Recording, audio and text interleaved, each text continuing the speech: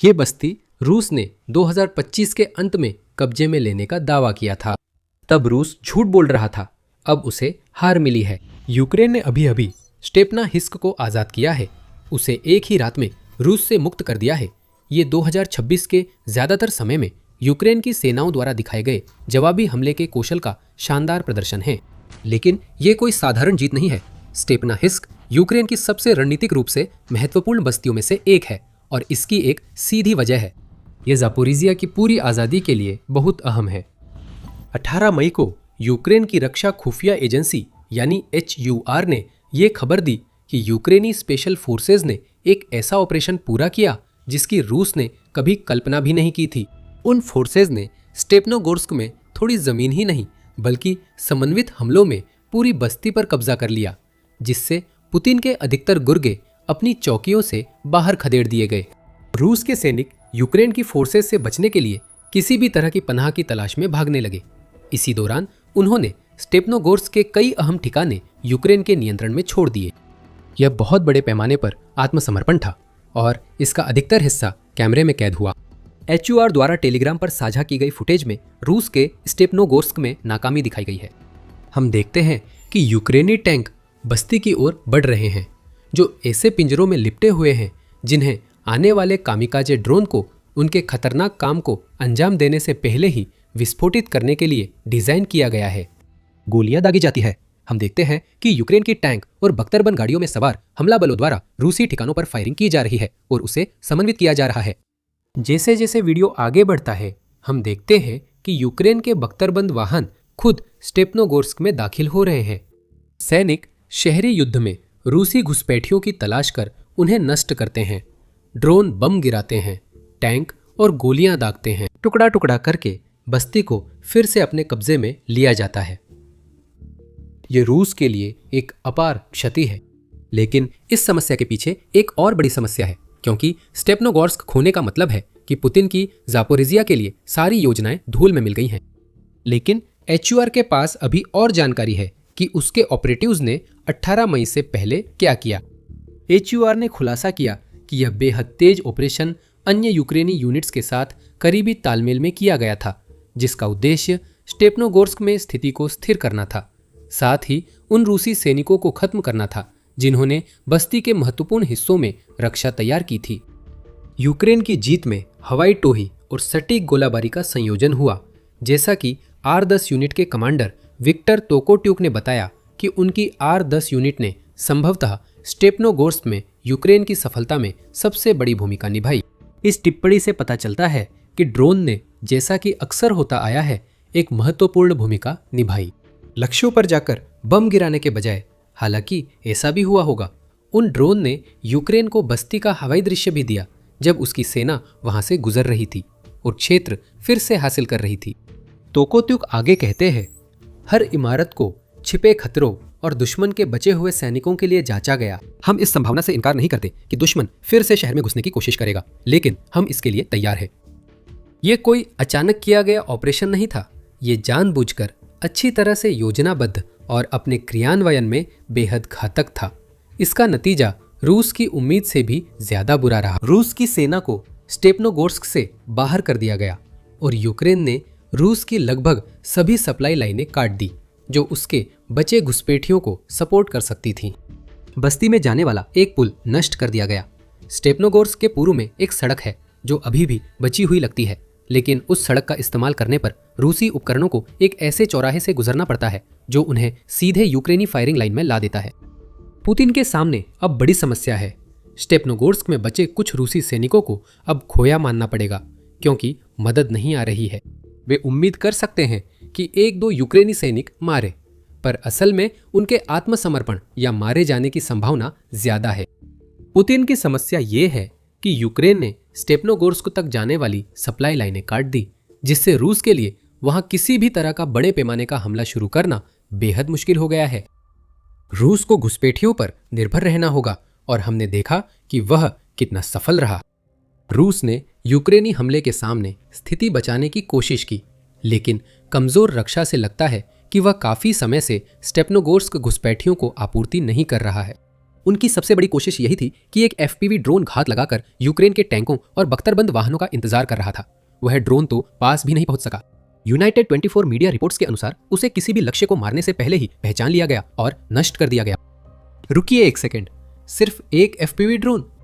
क्या रूस को लगा था कि सिर्फ एक ड्रोन से स्टेपनोगोर्स्क की रक्षा हो जाएगी, या वहां के सैनिकों के पास आपूर्ति इतनी कम थी कि वे बस एक ड्रोन ही जुटा सके? अब फर्क नहीं पड़ता, बस्ती आजाद है और रूसीकरण खत्म करने की प्रक्रिया शुरू हो सकता है। यहाँ जो हम देख रहे हैं वो स्टेपनोगोर्स्क पर कब्जा करने के रूस के 1 साल भर के नाकाम प्रयासों का कुल नतीजा है, जैसा कि यूक्रेन के राष्ट्रपति कार्यालय के प्रमुख किरिलो बुदानोव ने बताया।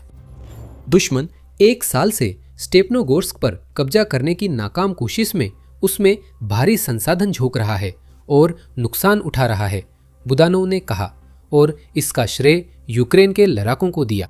मैं यूक्रेन के रक्षा मंत्रालय HUR की विशेष बलों और रक्षा बलों की सभी इकाइयों को धन्यवाद देता हूं, जिन्होंने पेशेवराना अंदाज और साहस से मोर्चा संभाला और रूसी कब्जाधारियों को नष्ट किया, बुदानोव ने कहा। इसके बाद उन्होंने पुतिन को सबसे चुभने वाला संदेश दिया। अब रूस के पास ज़ापोरिजिया को धमकाने का मौका नहीं है। हम वापस आएंगे कि यह क्यों मायने रखता है, लेकिन फिलहाल प्रावदा की रिपोर्ट है कि स्टेपनोगोर्स्क के सभी प्रमुख स्थान यूक्रेन की सेना के नियंत्रण में हैं। रूस को फ्लैशबैक आ रहे हैं, लेकिन वो 2025 के अंत में कुपियांस्क की मुक्ति जैसी दूसरी बड़ी जीतों के लिए नहीं है। नहीं, रूस स्टेपनोगोर्स्क की हालिया घटना देखकर समझ जाएगा कि HUR का यह ऑपरेशन यूक्रेन की कुछ दिन पहले की कार्रवाई का अगला कदम है। 15 मई को यूनाइटेड 24 मीडिया ने बताया कि यूक्रेन की सेनाओं ने खार्किव में रूसी रक्षा पंक्तियां तोड़कर ओद्रादना गांव और 22 किमी क्षेत्र को मुक्त कराया। रणनीति स्पष्ट है। यूक्रेन की सक्रिय रक्षा का मकसद रूसी कमजोरियों की पहचान करना और उन पर जोरदार हमला करना है, ताकि रूसीकरण को पूरा किया जा सके। हमने इसे 15 मई को खार्किव क्षेत्र में देखा था और अब हमने इसे स्टेपनोगोर्स्क में भी देखा है। पुतिन खुद को इस सोच से भी तसल्ली नहीं दे सकते कि यूक्रेन ने जो हासिल किया है वह सिर्फ 1 बार या 2 बार हुआ है। इससे कोई फर्क नहीं पड़ता। जो फर्क पड़ता है वो ये है कि रूस के नेता अपनी वोडका में आंसू बहा रहे होंगे, क्योंकि उन्होंने स्टेपनोगोर्स्क में जो देखा वो एक ऐसे पैटर्न का हिस्सा है जो दिखाता है कि रूस ने मार्च की शुरुआत में जो भव्य वसंत हमला शुरू किया था वो पूरी तरह से नाकाम हो गया है। यूक्रेन अप्रैल में जवाबी मोर्चे पर मिली बड़ी सफलता को आगे बढ़ा रहा है। ISW की 2 मई की रिपोर्ट में बताया गया कि रूस को यूक्रेन के खिलाफ अगस्त 2024 में कुर्स्क क्षेत्र में घुसपैठ के बाद पहली बार क्षेत्रीय नुकसान हुआ है। अगर हम उस घुसपैठ को छोड़ दें तो पुतिन की स्थिति और खराब हो जाती है। रूस को यूक्रेन के 2023 के ग्रीष्मकालीन जवाबी हमले के बाद कोई नुकसान नहीं हुआ था। अगस्त 2024 को छोड़कर उसके बाद हर महीने क्रेमलिन क्षेत्रीय बढ़त का दावा करता रहा है, चाहे वे कितनी भी मामूली क्यों न रही हों। अप्रैल में क्रेमलिन की तरफ से कोई दावा नहीं किया गया। जैसे जैसे मई आता है और यूक्रेन बस्तियां आज़ाद कर रहा है, पुतिन की सेनाएं डोनबास में मजबूत रक्षा पंक्तियों से टकरा रही है। हम शायद रूस के एक और नुकसान के करीब हैं। अगर ऐसा होता है तो स्टेपनोगोर्स्क मुख्य आकर्षण बनेगा और यूक्रेन की हालिया उपलब्धियां पुतिन को संकेत देती हैं कि युद्ध का रुख यूक्रेन के पक्ष में है। ISW के मुताबिक युद्ध क्षेत्र के आंकड़े कुछ समय से इस बात का संकेत दे रहे थे कि हालात पलटने वाले हैं। नवंबर 2025 से रूसी सेना की प्रगति धीमी हो रही है, क्योंकि यूक्रेन के लगातार जमीनी और मध्यम दूरी के हमले जारी है। ISW की 2 मई की रिपोर्ट के अनुसार फरवरी 2026 में यूक्रेन में रूस के स्टारलिंक टर्मिनलों पर रोक और क्रेमलिन द्वारा टेलीग्राम की रफ्तार धीमी करने से रूसी सेना की समस्याएं बढ़ गई हैं। रूस इन समस्याओं में से किसी का भी समाधान नहीं कर पाया है। अब CNN के अनुसार यूक्रेन में रूस की जीत की लकीर आधिकारिक रूप से खत्म हो गई है। यूक्रेनी सैनिक अब इसे महसूस कर रहे हैं। CNN से बातचीत में अधिकारी किरिलो बोंदारेंको ने दावा किया कि हालात बदल गए हैं। वो कहते हैं कि यूक्रेन जिन रूसी सेनाओं से लड़ रहा है वे थकी और मनोबलहीन हैं। जब पुतिन रूस के हर थोड़े बहुत काबिल सैनिक को खपा देते हैं तो यही होता है। अब सिर्फ अव्यवस्थित, खराब, प्रशिक्षित सैनिक बचे हैं जो यूक्रेन में नहीं रहना चाहते थे। तोप का चारा जंग नहीं जीतता, चाहे पुतिन के पास जितना भी हो। यूक्रेन ने अभी साबित कर दिया है कि एक अच्छी तरह से समन्वित जवाबी हमला रूसी सेना द्वारा किए गए 1 साल के प्रयास को भी बेअसर कर सकता है। स्टेपनोगोर्स्क जापोरिजिया की ओर सिर्फ पहला कदम है। इससे पहले कि हम समझाएं क्यों, यह एक त्वरित याद दिलाना है कि आप द मिलिट्री शो देख रहे हैं। अगर आप इसी तरह की जानकारी देखना चाहते हैं तो चैनल को सब्सक्राइब करना न भूलें ताकि आप हमारे किसी भी वीडियो को मिस न करें। ऊपरी तौर पर स्टेपनोगोर्स्क एक छोटी सी ग्रामीण बस्ती लगता है जिसे रूस की सेना आसानी से कब्जा कर सकती थी, लेकिन वह इसमें नाकाम रही है। यूक्रेन द्वारा बस्ती की आज़ादी और रूसीकरण खत्म करने के कदमों का असर गांव से कहीं आगे जाता है। स्टेपनोगोर्स्क पुतिन की जापोरिजिया योजनाओं में अहम था। यही वजह है जब बात रूस द्वारा अपनी घुसपैठी टुकड़ियों के जरिए मोर्चे पर फैलाई जा रही अफरा तफरी की आती है तो स्टेपनोगोर्स्क यूक्रेन के लिए मोर्चे को स्थिर और सीधा करने का एक मौका पेश करता है। अब यूक्रेन के पास एक केंद्र है जिससे वो जापोरिजिया के कब्जे वाले क्षेत्रों में आगे बढ़ सकता है। रूस ने अपना केंद्र बिंदु खो दिया है। यूक्रेन द्वारा स्टेपनोगोर्स्क को मुक्त करने से पहले ये गांव भविष्य में जापोरिजिया में रूसी बढ़त के लिए एक संभावित सैन्य जमावड़ा स्थल के रूप में तैयार किया जा रहा था। इसी वजह से रूस ने इस बस्ती को कब्जे में लेने के लिए 1 साल से भी ज्यादा समय तक कोशिश की, लेकिन नाकाम रहा। ये एक लॉन्च पैड है, एक ऐसा शुरुआती बिंदु है जो इस तरह से स्थित है कि जो भी स्टेपनोगोर्स्क पर नियंत्रण रखता है उसे आसपास के लॉजिस्टिक्स मार्गों पर फायर कंट्रोल मिल जाता है। क्या आपको वो चौराहा याद है जिसका हमने पहले जिक्र किया था, जो अब रूस के लिए गांव में वापस जाने का एकमात्र रास्ता बचा है? अब यूक्रेन इन रास्तों को रूसी सेना के स्टेपनोगोर्स्क पर हमला करते ही तोप से निशाना बना सकता है। ये बस्ती पुतिन के लिए भी अहम है। 2025 के अंत में रूस के नेता ने स्पष्ट किया था कि जापोरिजिया शहर में और आगे बढ़ना रूसी सेना की प्राथमिकता है। 29 दिसंबर को रॉयटर्स ने बताया कि कर्नल जनरल मिखाइल टोप्लिंस्की, जो डीनिप्रो सैन्य समूह में रूस के प्रमुख कमांडरों में से एक हैं, ने पुतिन से ये कहा था। रूस की सेनाएं जापोरिजिया शहर से सिर्फ 15 किलोमीटर बाहर थी, जो इस क्षेत्र का सबसे महत्वपूर्ण शहर है और इस शहर को अपना नाम इसी क्षेत्र से मिला है। उस समय तक रॉयटर्स ने आगे बताया, रूस पहले ही जापोरिजिया ओब्लास्ट का लगभग 75% हिस्सा अपने कब्जे में ले चुका था, जिसमें इस क्षेत्र का परमाणु ऊर्जा संयंत्र भी शामिल है। लेकिन शहर हमेशा मुख्य लक्ष्य था और पुतिन ने दिसंबर में इसकी पुष्टि की थी जब उन्होंने अपनी सेना से जापोरिजिया पर कब्जा करने के प्रयासों को जारी रखने के लिए कहा था। स्टेपनोगोर्स्क उस लक्ष्य को हासिल करने के लिए महत्वपूर्ण था क्योंकि ये वही तरह का अग्रिम अड्डा था जिसका हमने पहले जिक्र किया था। मनोवैज्ञानिक तौर पर यह रूस के लिए बड़ा झटका है। 1 साल तक बस्ती पर हमला करने की सारी मेहनत बेकार चली गई है, लेकिन रणनीतिक रूप से यह झटका और भी बुरा है। स्टेपनोगोर्स्क पर नियंत्रण होने के बाद अब यूक्रेन जापोरिजिया क्षेत्र में और भीतर तक आगे बढ़ने पर ध्यान केंद्रित कर सकता है और हुल्यापोला संभवतः उसका अगला लक्ष्य होगा। इसका मतलब ये नहीं है कि यूक्रेन हुल्यापोला को फिर से कब्जा करने के करीब है। हम जल्द ही बताएंगे कि ऐसा क्यों है, लेकिन इसका मतलब पुतिन के लिए यह है कि वह लॉन्च पैड जो रूस की सेनाओं को जापोरिजिया शहर की ओर बढ़ाने के लिए था, अब यूक्रेन द्वारा इस्तेमाल किया जा सकता है ताकि रूस को अपने सैनिकों को जापोरिजिया ओब्लास्ट के पूर्वी हिस्से में चल रही कार्रवाइयों से हटाना पड़े। यह पुतिन के लिए एक समस्या है।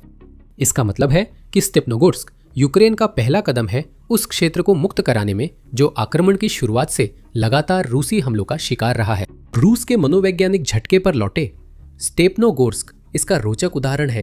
2025 के अंत तक रूस यूक्रेन के साथ शांति वार्ता से पहले कई बस्तियों पर कब्जे के झूठे दावे कर रहा था। तुम बताओ, उस वक्त रूस ने किस बस्ती पर कब्जे का दावा किया था? सही जवाब, स्टेपनोगोर्स्क। रूस ने दिसंबर के अंत में इस बस्ती पर कब्जा करने का दावा किया था। साथ ही उसने हुलियापोला और कुपियांस्क पर भी कब्जा करने का दावा किया था। हमने देखा कि कुपियांस्क में उन दावों का क्या हाल हुआ और अभी अभी हमने देखा कि स्टेपनोगोर्स्क में भी वे दावे खारिज हो गए और अब रूस की सेनाओं को हुलियापोला में चिंता करनी पड़ेगी। रूस के दावों पर भरोसा करने वाले भी अब सोच रहे होंगे कि स्टेपनोगोर्स्क पर कब्जा पहले हो जाना चाहिए था ताकि पुतिन को शांति वार्ता में फायदा मिलता। अब ये पूरी तरह यूक्रेन के हाथ में है।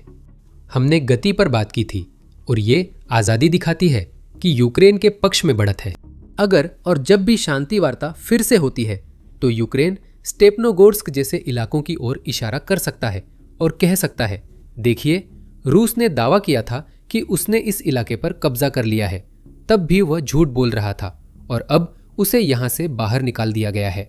पुतिन आपको यह न सोचने दे कि रूस अजेय सैन्य शक्ति है।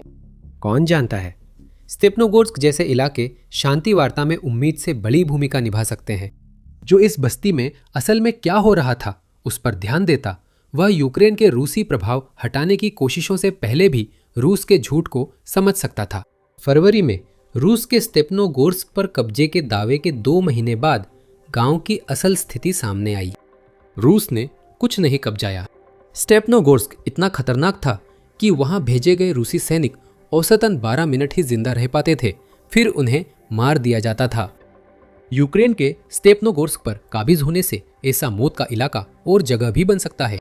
यूक्रेन धीरे धीरे विवादित इलाकों में घुस सकता है, जहां रूस ने जीत का दावा किया है पर पाया नहीं।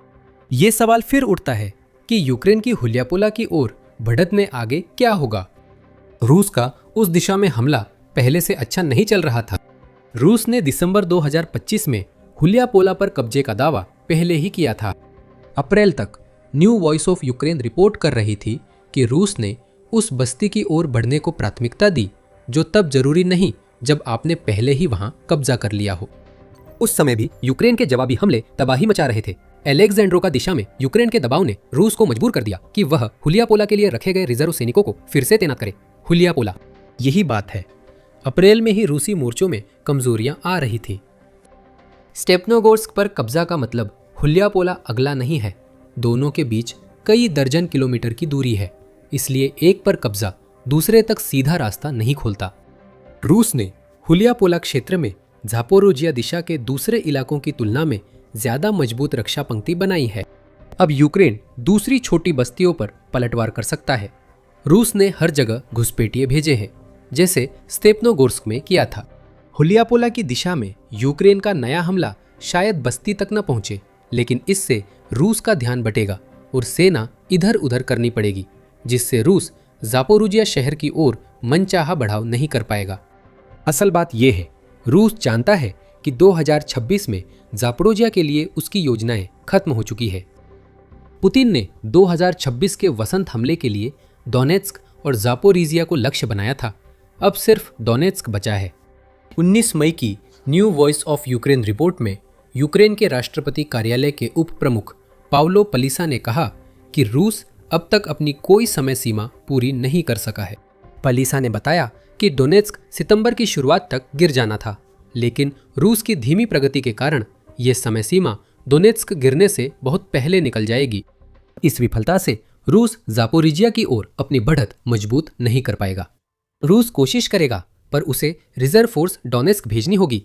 यूक्रेन जब स्टेपनोगोर्स्क जैसे क्षेत्रों को रूस से आज़ाद कर रहा है, तो 2026 के अंत तक या तो हालात वैसे ही रहेंगे या यूक्रेन ज़ापोरोजिया में आगे बढ़ेगा। मुख्य बात यह है कि यूक्रेन ने फिर से सफल जवाबी हमला किया, जो पुतिन की योजना में नहीं था। ISW की 9 मई की रिपोर्ट के मुताबिक रूस का वसंत आक्रमण लगभग रुक गया है, क्योंकि वह पूरे साल कोई बड़ी सैन्य सफलता नहीं पा सका। ISW बताता है कि जो क्षेत्र कब्जे में लिया गया है, खासकर 2026 में, वह सीमित और रणनीतिक रूप से महत्वहीन है। अब यूक्रेन के नियंत्रण में होने के कारण रूस के लिए स्टेपनोगोर्स्क फ्रंट से कई मील पीछे भी यूक्रेन की मिड रेंज रणनीति जल्द समस्या बनेगी। यूक्रेन रॉकेट स्ट्राइक को हाइमार्स जैसे सिस्टम्स के साथ मिला रहा है, जिन्होंने पहले भी रूसी नज़दीकी रियर पर हमला करने में मदद की थी, और अब एक नई पीढ़ी के मिड रेंज ड्रोन के साथ, जो फ्रंट के पीछे रूसी लॉजिस्टिक्स और कमांड को तबाह कर रहे हैं। अप्रैल में यूक्रेन के मिड रेंज ड्रोन हमले मार्च के मुकाबले 2 गुने हो गए, क्योंकि वे फ्रंट के पीछे 180 किलोमीटर तक लक्ष्यों को लगातार निशाना बना रहे थे। ये रूस और उसकी ज़ापोरिजिया संबंधी महत्वाकांक्षाओं के लिए नया खतरा है। यूक्रेन शायद अभी खिल्गोपोली के लिए दबाव बनाने की स्थिति में न हो, लेकिन स्टेपनोगोर्स्क को एक नए अग्रिम ठिकाने के रूप में इस्तेमाल करके वह मिड रेंज ड्रोन से उस बस्ती और आसपास के इलाकों पर हमला कर सकता है, ताकि रूस की ज़ापोरिजिया की ओर बढ़त को कुछ दूरी तक बाधित किया जा सके। हर हमला रूस को कमजोर करता है, जिससे जवाबी हमलों के और मौके मिलते हैं। रूस के पास इसका कोई जवाब नहीं है और उसने इसकी उम्मीद नहीं की थी। यूक्रेन की ये रातों रात जीत ज़ापोरिजिया की आज़ादी की दिशा में पहला कदम हो सकती है। यूक्रेन के पूर्व व दक्षिण पूर्व में भी ये आज़ादी की यात्रा जारी है। ये कहानी हॉलीवुड स्क्रिप्ट जैसी है, जिसमें साजिश, गुप्त योजना और कोहरे की आड़ में किए गए हमले हैं। पूरी कहानी के लिए हमारा वीडियो देखें। अगर वीडियो पसंद आया हो तो द मिलिट्री शो सब्सक्राइब करें ताकि रूस के खिलाफ यूक्रेन की ताज़ा जीतों की हमारी कवरेज मिस न करें।